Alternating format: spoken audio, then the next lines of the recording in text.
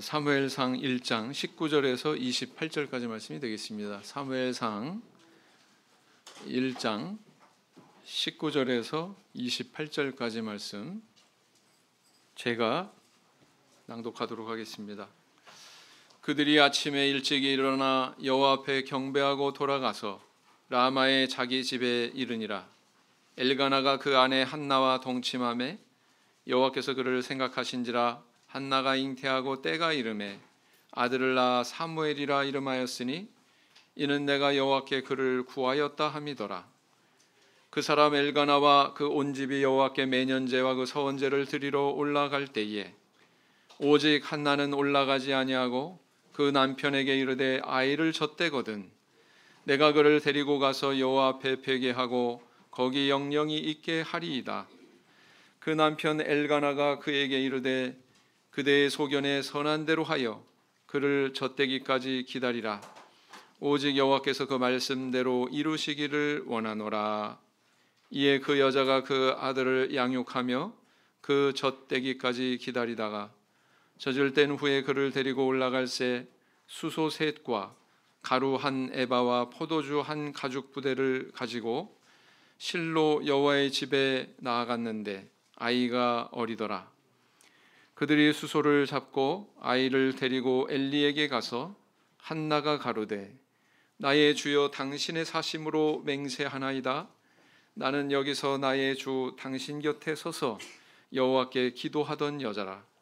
이 아이를 위하여 내가 기도하였더니 여호와께서 나의 구하여 기도한 바를 허락하시는지라. 그러므로 나도 그를 여호와께 드리되 그의 평생을 여호와께 드리나이다 하고 그 아이는 거기서 여호와께 경배하니라. 인도의 수상인 마하트마 간디의 얽힌 일화가 있죠. 그가 언젠가 이제 영국에 유학을 가서 열차를 타게 됐는데 그 자기가 신고 있던 신발 가운데 한 짝을 그만 실수로 떨어뜨리고 말았더래요.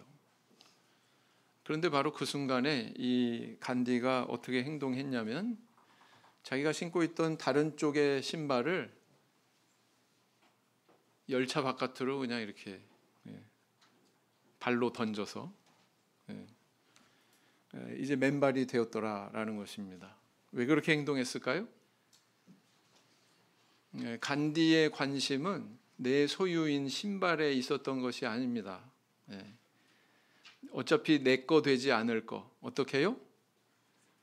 누군가 그 신발 한 짝만 있으면 못 신을 텐데 두 짝이 다 있으면 누군가 신을 거 아니냐, 남을 배려한 그런 행동이었죠. 이 세상의 피조물들을 분류를 할 것 같으면 크게 둘로 이렇게 나눌 수 있다 이야기할 수가 있습니다. 하나는 뭐냐면은 눈에 보이는 것이고요, 다른 하나는 눈에 보이지 않는 것입니다. 우리 하나님께서는 눈에 보이는 것, 보이지 않는 것 모두 다 창조하신 분이시죠. 우리가 살아가는 데 있어서 이 하나님이 주신 것 가운데 눈에 보이는 것, 참 우리에게 유용하고 필요한 것들이 많습니다. 대부분의 사람들이 그런데 이 눈에 보이는 것들을 추구하면서 살지 눈에 보이지 않는 것들에 그렇게 주의를 기울이는 경우는 드문 것 같습니다.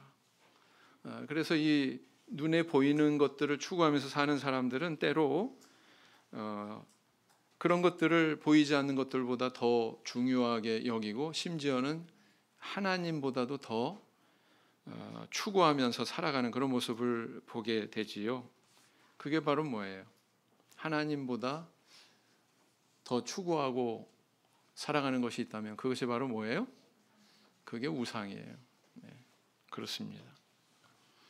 우리가 살아가면서 물질이 필요합니다. 집도 필요하고 차도 필요하고 직장도 필요하고 더 나은 연봉도 필요하고 승진도 필요하고 다 필요하지요.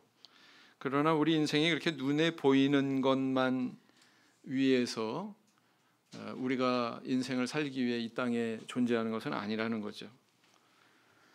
눈에 보이는 물질도 필요하고 유용하지만 그런 것들은 영구적이지 않습니다. 사실 영구적이지 않다는 것은 내 것이 아니라는 거예요. 내 것이 아니라는 거예요. 때로는 빼앗기고 훼손되고 부패하고 파괴되는 것이 눈에 보이는 것들이다. 반면에 눈에 보이지 않는 것들, 그런 것 가운데에는 영원하고 가치 있고 아름답게 보이는, 아름답게 발견되는 그런 것들이 너무나도 많이 있죠. 또 그렇게 눈에 보이지 않는 것들이 눈에 보이는 것들을 지배하고 있구나라는 것을 발견하게 되는 순간도 있습니다. 그래서 사람은 바로 이렇게 썩지 않는 것, 영구적인 것, 눈에 보이지 않는 것을 분별하고 그것을 더 가치 있게 여기고, 우리 하나님께서 그러하신 것처럼 그런 것들을 추구하면서 살도록 하기 위해서 이 땅에 보내진 거죠. 그래서 그런 생각을 가지고 인생을 산 신앙의 위인들이 많이 있습니다. 이 솔로몬은 금이나 은이나 진주 뭐 이런 눈에 보이는 것들을 추구한 것이 아니라 지혜가 제일이니까 지혜를 추구해야 된다, 이렇게 이야기하지 않았습니까? 우리 한번 찾아보겠습니다. 잠언 3장 14절에서 15절 말씀이 되겠습니다. 잠언 3장 14절에서 15절 말씀. 잠언 3장 14절에서 15절 말씀.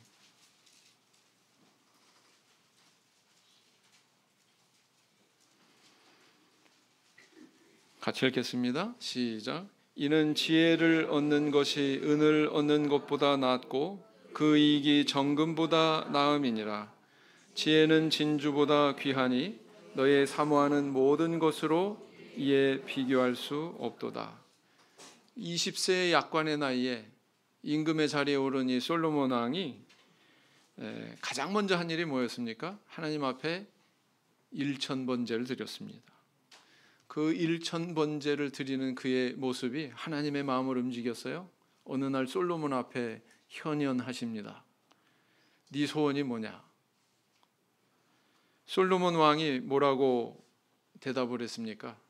다른 무엇을 구한 것이 아니라 하나님께 지혜를 주십시오. 지혜를 구하지 않습니까? 수와 부와 명예, 권세 이런 거 구하는 것이 아니라 눈에 보이지 않는 지혜를 구했다라는 것입니다. 그런데 이것이 하나님 마음에 합당했고 이를 허락하셨습니다. 그 결과 어떻게 됐습니까? 솔로몬은 역사상 전대미문의 그런 지혜로운 왕으로 인정받고 있죠. 오늘날에까지. 자, 그런데 그의 동기가 중요해요. 그는 왜 지혜를 구했습니까? 하나님 앞에 왜 지혜를 구했죠? 자기 자신의 명예나 유익이나 자기를 위해서가 아니라 무엇을 위해서요? 백성들을 위해서. 내가 이 백성들을 잘 치리해서 모든 백성들이 다 태평하고 평화롭게 살 수 있도록 지혜를 주십시오. 타인을 생각하는 이타적인 그런 마음에서 이것을 간구했다라는 것입니다. 그런데 더 놀라운 것은 뭐냐면은 하나님께서는 그런 솔로몬에게 구하지도 않은 뭘 줬어요? 세상의 온갖 부귀영화, 명예, 모든 걸 다 주셨어요. 모든 걸 다.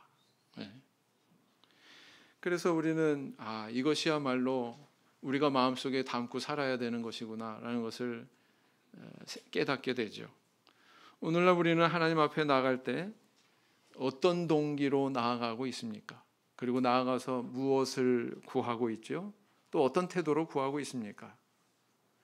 그리고 주님께서 우리의 간구를 들으신 후에 그 하나님의 은혜에 대한 우리의 응답은 무엇입니까? 오늘은 이 하나님께 어린 사무엘을 나실인으로 그렇게 헌신하도록 드린 한나의 모습을 통해서 함께 살펴보고 은혜를 나눠보고자 합니다. 자, 오늘 본문 말씀을 읽었는데요. 이렇게 눈물로 자녀를 구했던 한나가 엘리 제사장의 그 축복의 말대로 이 아이를 잉태하게 됩니다.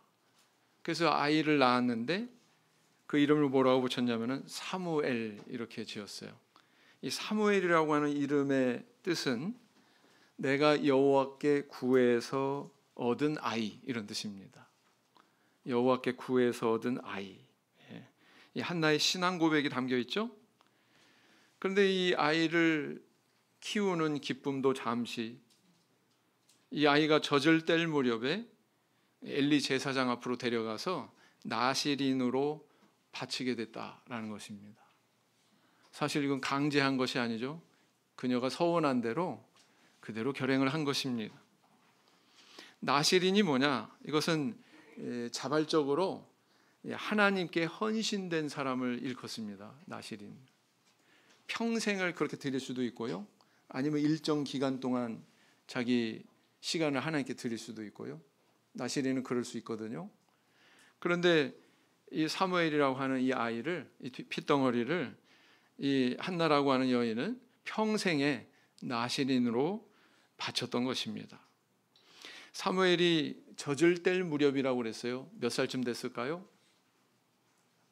보통 그 이스라엘 사람들은 한 생후 3년까지, 한 3년 정도까지 젖을 물린다고 합니다. 이 시대 때요. 고개가 설레설레 젖이시죠. 어떻게 그때까지? 근데 옛날에 그랬대요. 그러니까 아마 이 무렵에 사무엘의 나이는 아마 대략 서너 살 정도 되었을 것이다. 이렇게 추정을 합니다. 서너 살 된 아이들 어떻게 행동합니까? 네, 한참 이쁠 때죠. 이제 걸음만 막 떼고, 뭐 엄마, 아빠, 엄마 해봐, 엄마, 아빠 해봐, 아빠, 말도 배우고, 그죠? 또 배꼽 인사 해봐, 배꼽 인사도 하고, 하리보 받고서 배꼽 인사도 하고, 그런 나이란 말이에요. 재롱도 부리고, 뭐 도리도리 해봐, 뭐 가장 이쁠 때예요, 가장 이쁠 때. 거기서 조금 더 크면 왼수지만 가장 이쁠 때입니다, 그때가.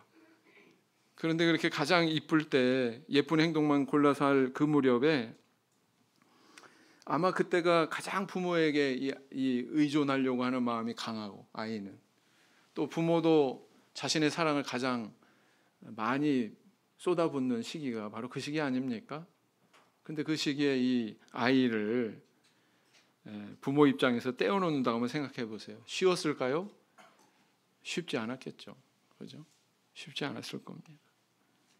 그런데 이제 한나는 서원대로 뭐 망설임 없이, 주저 없이 엘리 제사장 앞에 이렇게 헌신케 했다라고 하는 사실이죠.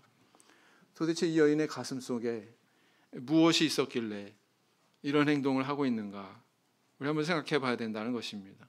그리고 그녀의 이런 신앙이 오늘날 우리에게 아름다운 어떤 신앙의 교훈을 주고 있기 때문에 이 기록이 된 거 아니겠습니까? 도대체 그녀의 가슴 속에 뭐가 있길래 이렇게 기록을 하고 있을까요? 첫째는 뭐냐면은 그녀는 공로의식이 아닌 은혜의식이 충만한 여인이었다라는 것입니다. 사무엘상 1장 20절을 보시면 한나가 잉태하고 때가 이르매 아들을 낳아 사무엘이라 이름하였으니 이는 내가 여호와께 그를 구하였다 함이더라. 아마도 그녀는 이 아들의 이름을 이렇게 사무엘이라고 지은 것과 같이 자기 자신이 그 아들의 이름을 부를 때, 아니면 다른 사람들에 의해서 그 이름이 불려질 때 어떤 생각을 했을까요? 아마 그 마음속에 정말 하나님 은혜로 내가 이 아이를 얻었다. 이거 하나님 은혜로 이루어진 일이지, 하나님이 은혜로 내게 주신 선물이지, 이런 의식이 아마 그 여인의 마음속에 깊이 박혔을 거예요. 왜? 그의 신앙 고백이 담겨져 있는 이름이니까. 외국 속담에 사람은 사랑을 하게 되면 시인이 되고 하나님의 은혜를 받으면 가수가 된다, 이런 말이 있습니다. 아니나 다를까 이 한나라고 하는 이 여인, 하나님의 은혜를 체험하더니 노래를 지었어요. 노래를. 바로 그 지은 노래가 어디에 있습니까? 2장에 이렇게 기록이 되어 있습니다. 사무엘상 2장 6절에서 7절 말씀을 보시겠습니다. 사무엘상 2장 6절에서 7절 말씀 같이 읽겠습니다. 시작. 여호와는 죽이기도 하시고 살리기도 하시며 음부에 내리게도 하시고 올리기도 하시는도다. 여호와는 가난하게도 하시고 부하게도 하시며 낮추기도 하시고 높이기도 하시는도다. 그녀는 자기가 경험했던 쓰라리고 아픈 그런 과거의 기억, 그리고 그것을 모두 다 덮어버릴 수 있는 하나님의 은혜를 경험하면서 깨달은 거예요. 아, 인생이란 이런 거야. 깨달은 것입니다. 그리고 그 깨달은 바를 이 노래로 이렇게 표현을 하고 있죠. 하나님은 높이기도 하시고 낮추기도 하신다. 네, 얼마까지만 해도 저 분인 나보단 낮았는데, 자녀가 없었는데 어느 날 갑자기 이렇게 자녀를 주시네. 높아졌잖아요. 네? 이게 인생이구나. 네. 때로 가난하게도 또 부하게도 되고 낮아지기도 하고 높아지기도 하고 하는 이것이 바로 우리 인생의 실체구나. 그런데 중요한 것은 바로 뭐냐면은 이게 다 그냥 우연이 되는 게 아니라 하나님의 주권 아래에서 이렇게 이루어진다는 걸 고백하고 있다는 거예요. 아, 하나님께서 다 주관하시는 거나. 그것을 이 여인은 가슴 깊이 새기고 있었다는 것입니다. 그걸 노래로 표현했어요. 인생은 요즘 사람들, 하나님 믿지 않는 사람들, 정말 자기 잘난 맛에 살아가는 많은 사람들 어떻게 생각합니까? 내가 땀 흘리고 내가 쟁취하고 내가 얻으면 그건 다 내 거야. 가능한 많이 쌓고 많이 얻고 많이 창고에 들여놔야지. 다 이런 태도로 살아가지 않습니까? 그게 인생이야. 목표를 세우고 그 목표를 이루기 위해서 영치기영차 땀 흘리면서 보람을 느끼면서 그것이 인생이야. 이게 많은 사람들이 인생에 대해서 인식하는 모습 아닙니까? 근데 하나님 믿는 사람은 어떻게 해야 돼요? 한나와 같아야 돼요. 한나와 같이. 내가 아무리 발버둥 치고 노력해봐야 그게 내 인생을 좌지우지할 수 있는 결정적인 요소가 아니라는 거예요. 내 인생의 주권은 누가 가지고 계신 거예요? 하나님께서 가지고 계시다는 거예요.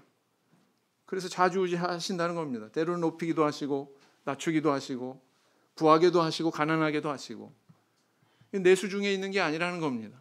하나님께서 주관하시라는 거예요. 주관하신다는 거예요. 거기에 대해서 우리는 어떤 생각에 도달할 수밖에 없습니까? 인생은 이건 하나님께서 주관하시는 거고 내가 지금 이렇게 누리는 것은 하나님께서 내게 주신 선물이야. 은혜야. 이 생각에 도달하게 되면 또 어떤 열매가 맺혀요? 감사. 그렇죠? 그러니까 감사한 거예요. 우리 신앙인들은 감사의 열매 맺어야 된다고 그렇게 이야기하지 않습니까? 그게 그냥 어거지로 맺어지는 게 아닙니다. 사실은 이런 은혜의식이 있어야 맺어지는 열매가 감사의 열매란 말이죠.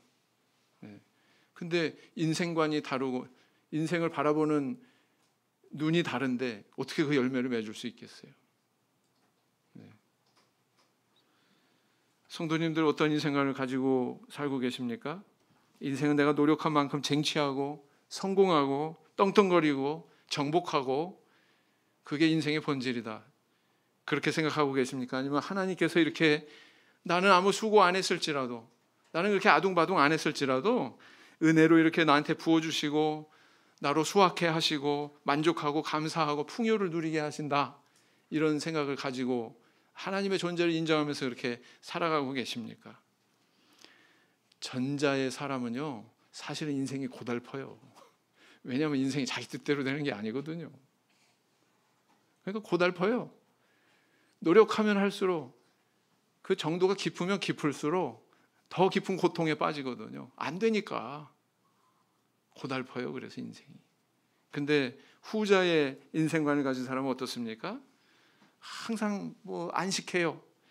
감사가 넘쳐요. 만족합니다.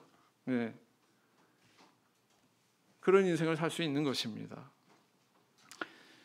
그래서 우리가 이 공로의식의 사람이 아니라 은혜의 의식에 사로잡힌 사람이 되어야 된다라는 거예요.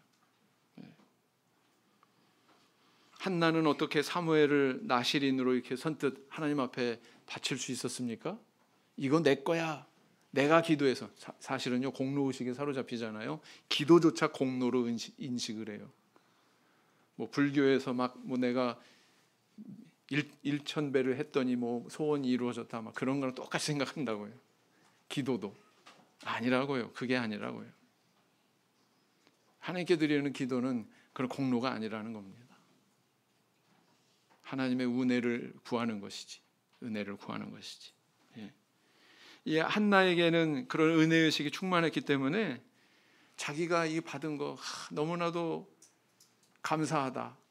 이 선물에 대해서 그 감사의 마음이 넘쳐가지고 그대로 다시 돌려드린 거예요. 하나님 앞에 드리고자 한 거예요. 정말 내 이 기도를 들어주셔서 하나님 너무 감사합니다.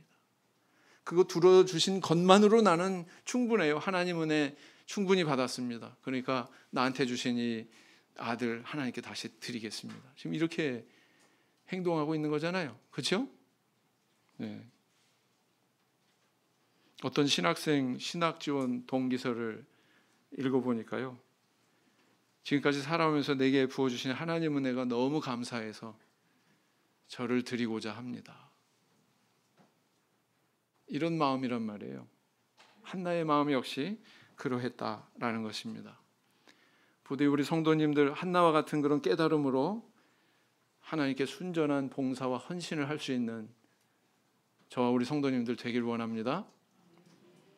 베드로전서 4장 11절 말씀, 베드로전서 4장 11절 말씀 함께 읽겠습니다.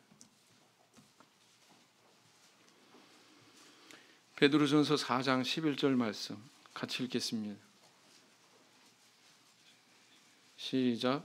만일 누가 말하려면 하나님의 말씀을 하는 것 같이 하고 누가 봉사하려면 하나님의 공급하시는 힘으로 하는 것 같이 하라.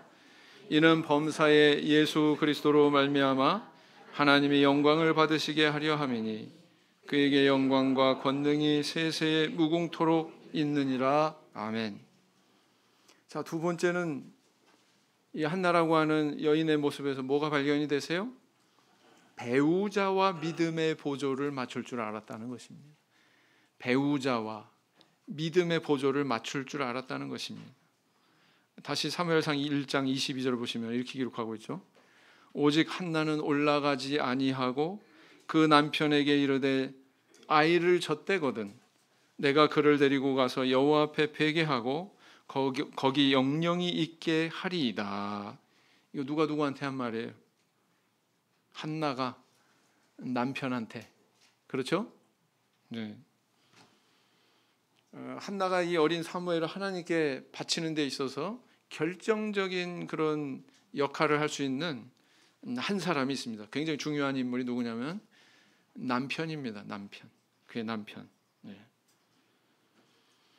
왜냐하면은 이 율법에 의하면은 민수기를 보겠습니다. 민수기 30장 7절에서 8절 말씀을 보겠습니다. 민수기 30장 7절에서 8절 말씀을 보시겠습니다. 30장 7절에서 8절 30장 7절에서 8절 같이 읽겠습니다. 시작.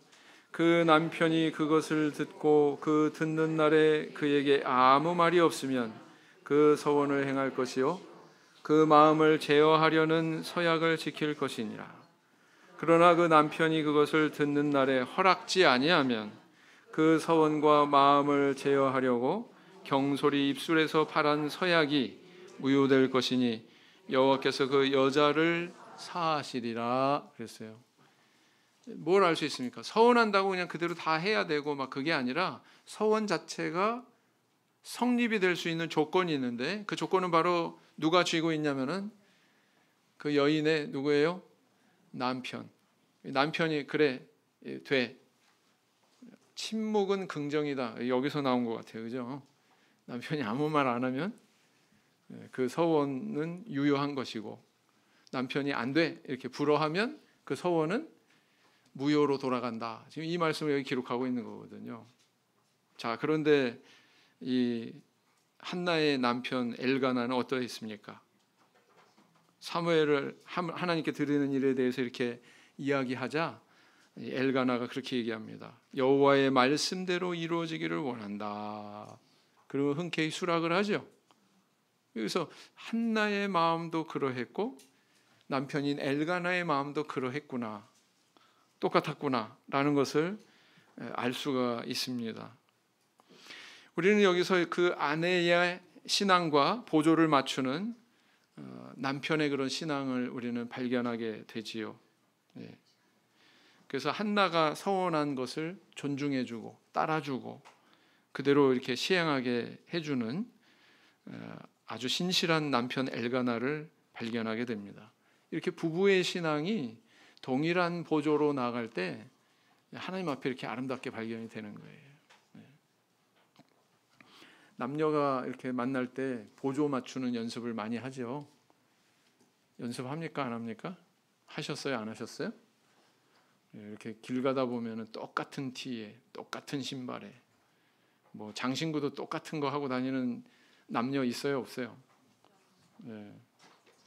그리고 결혼식장에 가면은 마지막에 뭘 합니까? 신랑 신부가 행진하죠?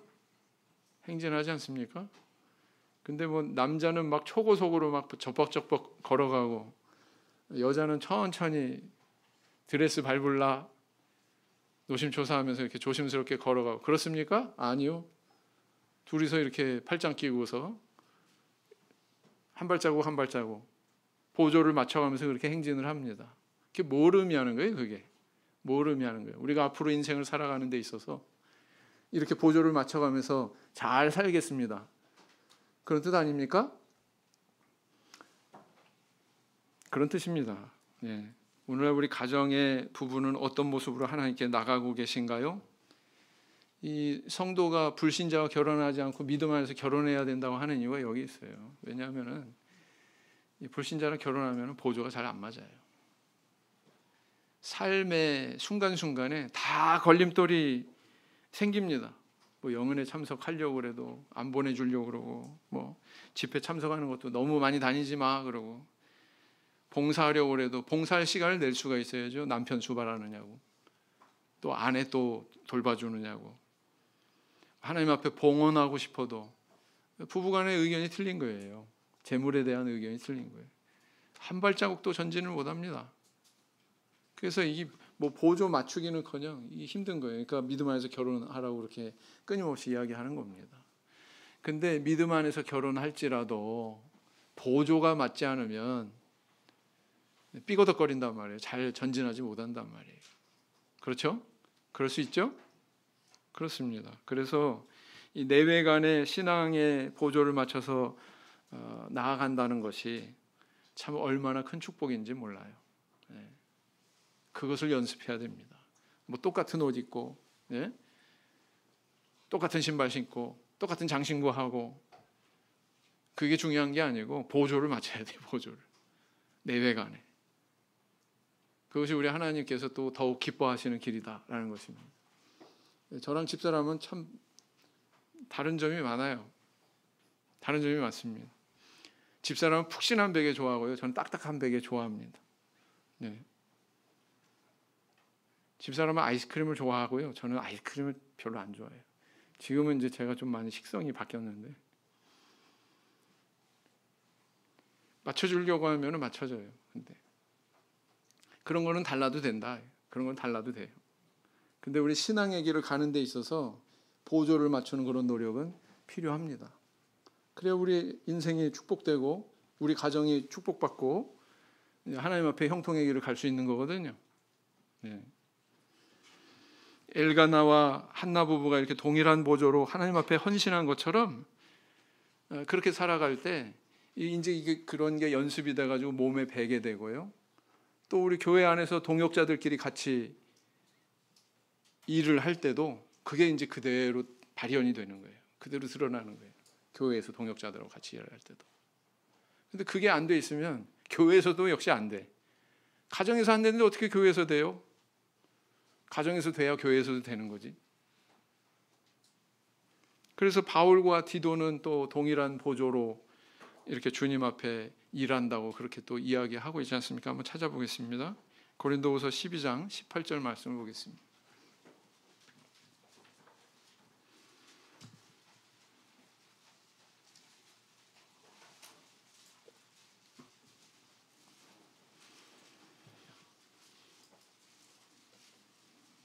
고린도후서 12장 18절 같이 읽겠습니다. 시작.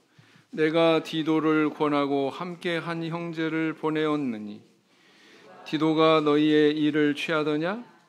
우리가 동일한 성령으로 행하지 아니하더냐? 동일한 보조로 하지 아니하더냐? 그랬습니다. 세 번째, 또 한나에게는 어떤 모습이 발견이 돼요? 하나님의 것을 하나님께 돌려드리는 모습을 우리 발견하게 됩니다. 내 것을 하나님께 드린 것이 아니라 누구 것을요? 하나님의 것을 하나님께 돌려드리는 모습이었다는 것입니다. 사무엘상 1장 27절에서 28절 다시 보시면, 이 아이를 위하여 내가 기도하였더니 여호와께서 나의 구하여 기도한 바를 허락하신지라. 그러므로 나도 그를 여호와께 드리되 그의 평생을 여호와께 드리나이다 하고 그 아이는 거기서 여호와께 경배하니라. 이 나시린은 일정 기간 동안의 나시린이 아니라 뭐라고요? 그의 평생을 여호와께 드리나이다. 이렇게 이야기하고 있죠. 우리는 이 사무엘을 하나님께 드린 한나의 행동에서 이런 의문이 일어날 수 있어요. 기껏 기도해가지고 그렇게 얻은 아들인데 그것을 하나님한테 다시 돌려드려? 야, 이거 뭐가 앞뒤가 안 맞는 거 아니야? 그런 생각 드시지 않으세요? 그렇게 하나님 앞에 눈물로 호소하고 그 결과로 이렇게 얻은 자식인데, 한나 자신도 그런 과정을 생각하면서 내가 이거를 이 서원대로 시행을 해야 되나 말아야 되나, 이런 서약을 파기하는 그런 유혹을 받지 않았을지 어쩔지 모르겠어요. 네. 그러나 그녀의 마음에는 주저함이 발견되지 않죠. 네. 그녀의 눈의 초점은 내가 기도해서 얻은 이 사무엘 아들에게 있었던 게 아닙니다. 그의 눈의 초점은 여기에 있었던 게 아니에요. 뭐에 있었어요? 네. 아들을 주신 그 하나님의 은혜, 살아계신 그 하나님의 은혜에 그의 눈에 초점이 있었던 거예요. 네. 성경에 보면 이 한나와 같은 동일한 헌신의 신앙을 나타낸 선조들이 있습니다. 누굽니까? 아브라함이죠. 이제 이스마엘도 떠나 보냈어요. 내쫓았어요. 그 엄마 하갈하고 같이 물 가죽 부대에다 물 집어넣어 가지고 떡 좀 하고 줘가지고는 내보내 버렸어요. 누구만 덩그러니 남았습니까? 이삭만 남았어요. 그야말로 독자 하나만 딸랑 남았는데, 그 상황에서 100세나 돼서 얻은 그 아들을, 이제 한 아브라함이 120세 정도 됐겠죠? 약? 그 무렵에 번제로 바치라는 겁니다. 그 아들을. 아브라함이 뭔가 대꾸했습니까? 하나님 앞에? 내가 100세 때 얻은, 100세도 힘들게 얻은 아들인데 120세나 돼서 또 다른 아들을 어떻게 두라고 하나님께서 이걸 또 바치라고 그러나, 이런 망설임이 있었어요? 없었어요? 없었어요. 왜요? 얘는 내 것이 아니에요. 누구 거예요? 이거 하나님 것이다 라는 생각이 있었어요? 없었어요? 있었어요. 하나님이 주신 것 하나님께 기꺼이 돌려드려야 되겠다, 이렇게 생각했다는 것입니다. 그런가 하면 또 다윗 왕도 그러했죠. 다윗 왕은 하나님 은혜로 평생 많은 재산을 모았습니다. 근데 다윗은 스스로 자기가 부귀영화를 누리기 위해서 그 재산을 모은 게 아니었어요. 뚜렷한 목적이 있었습니다. 그 목적은 바로 뭐냐면은 하나님의 성전을 지어야 되겠다. 나는 이 화려한 왕궁에 거하면서 하나님의 언약궤는 저 초라한 천막 안에 있는 거 보니까 내 마음이 견디지 못하겠다. 하나님의 성전을 지어야 되겠다. 이런 마음으로 재물을 모았던 것입니다. 그러면서 뭐라고 고백하는 줄 아세요? 역대상 29장 14절을 보시겠습니다.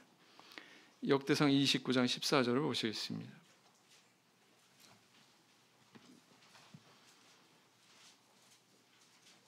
역대상 29장 14절 말씀 같이 읽겠습니다. 시작. 나와 나의 백성이 무엇이간데 이처럼 즐거운 마음으로 드릴 힘이 있었나이까? 모든 것이 주께로 말미암아 싸우니 우리가 주의 손에서 받은 것으로 주께 드렸을 뿐이니이다. 뭐라고요? 마지막에 주의 손에서 받은 것으로 주께 드렸을 뿐이니이다. 이게 다윗의 인생관이죠. 다윗의 물질관이죠. 그는 은혜의 의식에 사로잡힌 자였어요. 아브라함이건 다윗이건 또 오늘 본문의 이 한나 엘가나 부부건 모두 발견되는 공통점이 무엇입니까? 하나님께서 내게 주신 거 다시 하나님께 이렇게 돌려드립니다. 이런 마음이 있었다는 것입니다. 오늘날 우리에게도 이런 모습이 있어야 되겠죠? 헌신은요, 억지로 되는 게 아니에요. 헌신은 어떻게 할 수 있냐면은 내게 주신 모든 것이 하나님으로부터 비롯됐다. 이거 깨달을 때 가능한 겁니다. 그거 깨닫지 못하면 헌신이요, 어불성설이죠. 헌신 안 됩니다. 네. 모두 하나님께서 내가 지금 소유한 시간, 물질, 명예, 권세, 자식도 사실은 내게 아니다. 이거예요. 내게 아니다. 이거예요. 밥상 위에 반찬도 내 거라고요? 내 입에 들어가서 꿀떡 삼켜야 내 거지. 내 거 아니에요. 그죠? 그렇습니다. 우리는 잠시 하나님께서 내게 맡긴 거 관리하는 청지기에 불과하다는 거예요. 네. 그래서 필요한 시기에 주님께서 요구하시면 기꺼이 기쁜 마음으로 내드릴 수 있는 그런 마음으로 살아가는 것이 바로 헌신이다라는 것입니다. 한나에게는 또 엘가나에게는 이 부부에게는 이런 마음이 있었다는 거예요. 그런데 그런 마음을 하나님 앞에 드렸던 한나에게 예기치 않은 커다란 복이 임했습니다. 어떤 복이 임했나요? 사무엘상 2장 21절. 사무엘상 2장 21절. 사무엘상 2장 21절.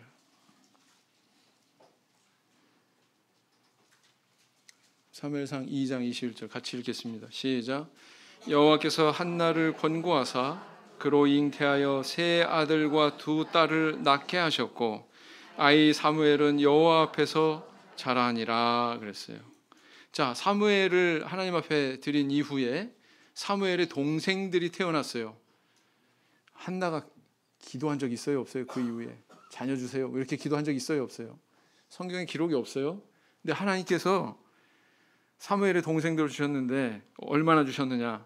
세 아들과 그 다음 두 딸을 이렇게 주셨어요. 예. 어떤 사람은 그렇게 표현하더라고요. 그래서 하나님의 축복의 분량은 보너스 500%다. 그럼 맞지가 않고요. 더 주실 수도 있었을 거예요. 더 주실 수도 있었을 거예요. 근데 이렇게 다섯 남매를 두는 그런 축복을 부어주셨다는 사실입니다. 이 솔로몬 왕이 자기 자신을 위해서 구하지 않고 백성을 잘 다스리기 위해서 하나님 앞에 지혜를 구했더니 솔로몬이 구하지도 않은 여러 가지 축복을 부어주신 것처럼 어떻습니까? 한나도 역시 그런 복을 받고 있다는 것을 우리는 보게 되죠. 그렇습니다. 이처럼 하나님께서는 우리가 헌신했을 때 우리의 결핍을 외면하지 않으십니다. 우리가 감사의 마음과 청지기의 정신으로 이렇게 헌신할 때 하나님께서 오히려 우리에게 더 풍요로운 그런 복으로 채워주신다는 거예요. 믿으십니까? 네. 마치 우리가 부모님께 효도하기 위해서 이것저것 해드리고 막 그래도 부모님이 그거 다 받지 않으셔요. 네. 이리로 저리로 주머니 돈, 뭐 쌈짓 돈, 뭐 여기저기 다 해가지고 모아가지고 나중에 더 많이 내놓으시잖아요, 부모님들이. 그래요, 안 그래요? 네? 저도 그 학군장교회 임관에서 내 인생 살아가기 전에 어머님한테 그래도 어머님 뜻과 좀 벗어나게 내가 목회의 길을 좀 가고 싶은데 그래도 좀 인사를 드려야 되겠다. 감사의 인사를 드려야 되겠다. 열심히 모아보자. 아무리 모아봐야 900만 원밖에 안 되더라고요. 2년 한 6개월 모이니까 한 900만 원 정도 모으더라고요. 그래서 이제 그거 어머니 앞에 딱 내놨더니 어머니가 어떻게 했겠어요? 그래 잘 쓸게 싹 그러셨을까요? 아니요. 거기다 오히려 1,000만 원 보태가지고 1,000만 원 보태니까 얼마예요? 산수가 안 되시네요. 1,900만 원 가지고 방 2개짜리 신혼살림 할 수 있는 전세금으로 그렇게 주셨어요. 제가 드리는 건 받지도 않으시고 저한테 더 큰 것으로 주시더라고요. 이게 부모님 마음 아닙니까? 우리 하나님 마음도 그렇다는 거예요. 우리의 헌신에 대해서, 그 헌신으로 인해서 우리가 어떤 결핍을 느끼고 궁핍하고 그걸 하나님께서 용납지 않으신다는 거예요. 더 큰 것으로 부어주신다는 것입니다. 믿으십니까? 네, 그런 믿음을 가지시기 바랍니다. 사무엘이 이렇게 점점 자라나서 사실은 더 큰 복이 이 한나에게 임했다는 것을 우리는 성경에서 발견하게 되죠.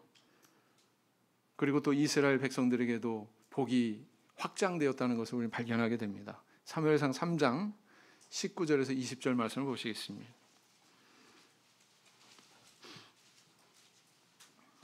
사무엘상 3장 19절에서 20절 말씀 같이 읽겠습니다. 시작. 사무엘이 자라매 여호와께서 그와 함께 계셔서 그 말로 하나도 땅에 떨어지지 않게 하시니 단에서부터 브엘세바까지의 온 이스라엘이 사무엘은 여호와의 선지자로 세우심을 입은 줄을 알았더라 그랬어요. 그래서 나중에 쓰러져가는 이스라엘 백성들의 그런 신앙을 다시 일으켜 세우는 그런 위대한 인물로 성장하지 않습니까? 한 사람 잘 키워서 그로 인해서 온 민족이 이롭게 되는 그런 놀라운 축복의 근원이 되는 것을 우리는 발견하게 되죠.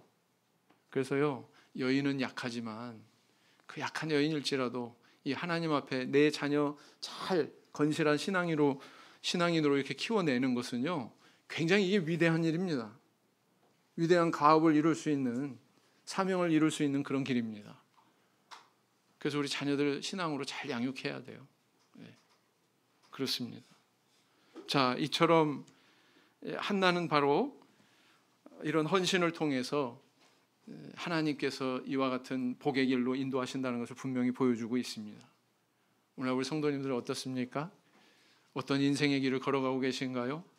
공로의식에 사로잡혀서 내가 노력한 만큼, 땀 흘린 만큼 쟁취하고 성취하고 그것이 인생의 진면목이야, 인생의 본질이야, 그런 가치관을 가지고 사십니까? 아니면 내게 주어진 모든 것 하나님으로부터 비롯된 것이고, 그렇기 때문에 감사하고 내가 이렇게 땀 흘린 만큼 주어진 것도 역시 하나님으로부터 주어진 선물에 불과하고, 이런 은혜의식에 사로잡혀서 살아가고 계십니까? 후자의 인생관이 훨씬 행복합니다. 행복하시죠? 네, 그렇습니다. 그래서 이런 한나와 엘가나의 이 부부의 헌신의 모습처럼 우리 하나님 앞에 헌신하는 그런 삶을 지속적으로 살아가시는 저 우리 성도님들 되시기를 예수님 이름으로 기원드립니다. 묵상 기도하시겠습니다.